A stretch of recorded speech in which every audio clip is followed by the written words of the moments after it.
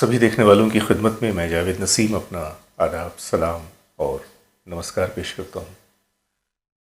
दोस्तों, हम अपने इस चैनल से हमेशा आप लोगों के लिए नई नई जानकारियाँ परोसते हैं।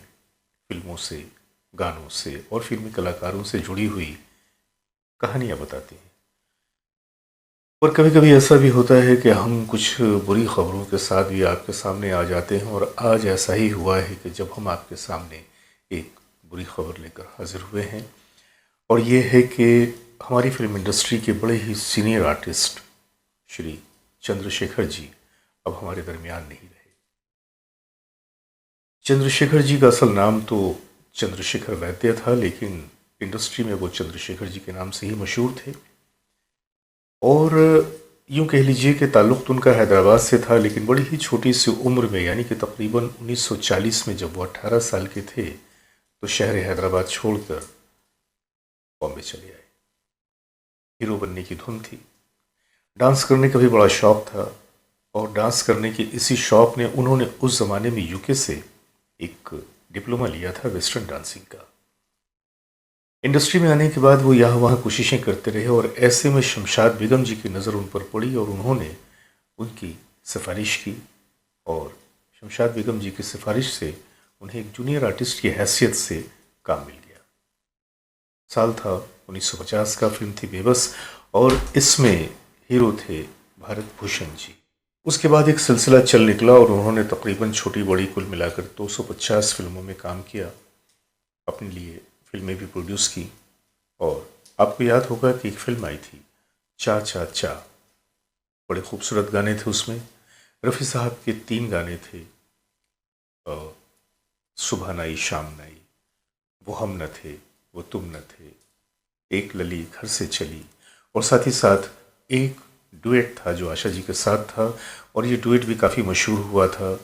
इसे लिखा था हैदराबाद के ही शायर मखदूम मोहिउद्दीन साहब ने, और उसके बोल थे एक चमेली के मंडवे तले। वो हम न थे वो तुम न थे, वो रह गुजर थी प्यार की, एक लली घर से चली तन सवा चंबेली के मंडवे तले, प्यार हर बेवफा प्यार उनका खुदा। उसके बाद 1966 में उन्होंने फिल्म एक और प्रोड्यूस की थी। फिल्म का नाम था स्ट्रीट सिंगर, और इसमें भी रफ़ी साहब का एक बड़ा ही खूबसूरत गाना था, बिना तुम्हारे मज़ा क्या है ऐसे जीने में।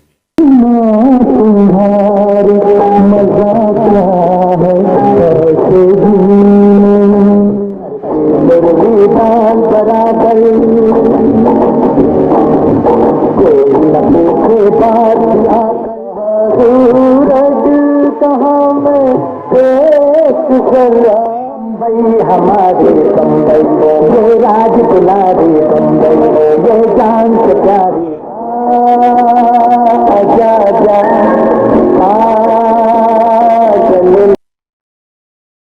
ऐसे तो इंडस्ट्री में वो काम करते रहे, लेकिन एक लीडिंग रोल की हैसियत से, एक लीडिंग कैरेक्टर में उन्हें बहुत ही कम ये मौका दिया गया या कम मौका मिला। लेकिन सपोर्टिंग एक्टर में एक सपोर्टिंग रोल करते हुए उन्होंने अपनी एक अच्छी खासी पहचान बनाई, और ये सिलसिला जारी रहा।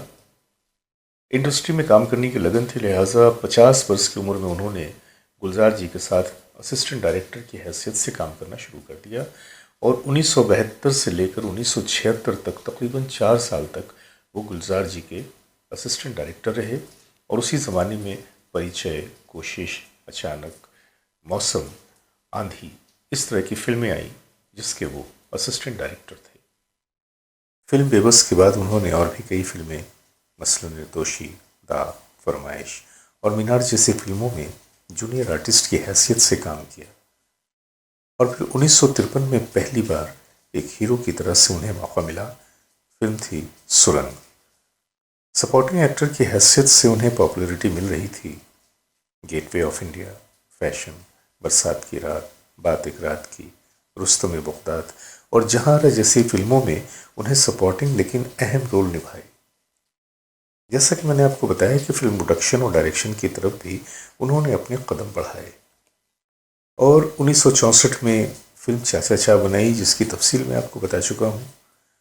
और उसी फिल्म चाचा चा में उन्होंने पहली बार हेलन को एज अ हीरोइन पेश किया था। और उसके बाद बसंत बहार में लोगों ने इस हीरो को पहली बार नेगेटिव रोल में भी देखा। वक्त के साथ उन्होंने अपना अंदाज बदला और शक्ति सामंत के साथ उनकी एसोसिएशन के तहत उन्होंने कटी पतंग, अजनबी, महबूबा और अलग अलग में काम किया। कैरेक्टर एक्टर की हैसियत से चंद्रशेखर जी की बहुत सारी फिल्में हैं, मसलन हम तुम और वो, धर्मा, गहरी चाल, शक्ति, शंकर दादा, नमक हलाल, शराबी, संसार और द बर्निंग ट्रेन वगैरह। चंद्रशेखर जी की फिल्मों के गीत बड़े खूबसूरत और यादगार हुआ करते थे, और ख़ास तौर से वो गीत जो रफ़ी साहब की आवाज़ में उन्होंने अदा किए।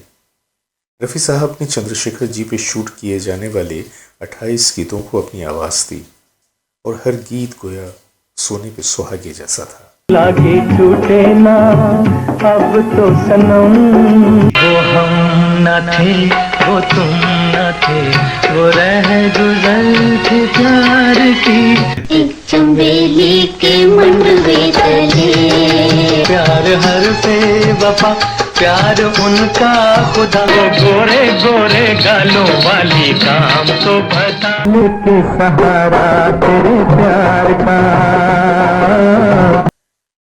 रफ़ी साहब ने चंद्रशेखर जी के लिए पहला गीत 1958 में गाया था। फिल्म थी टैक्सी स्टैंड। हमको भी तो कसम ले लो कहाँ आराम है। वक्त बदलता गया तो बदलते वक्त के साथ उन्होंने भी टीवी सीरियल का रुख किया, और रामानंद सागर की मशहूर ज़माना सीरियल रामायण में आर्या सुमंत का किरदार अदा करने लगे। और यहाँ मैं एक बात बताता चलूँ कि उस ज़माने में DD1 के लिए बनने वाली सीरियल विविधा में मैंने भी उनके साथ एक रोल किया था।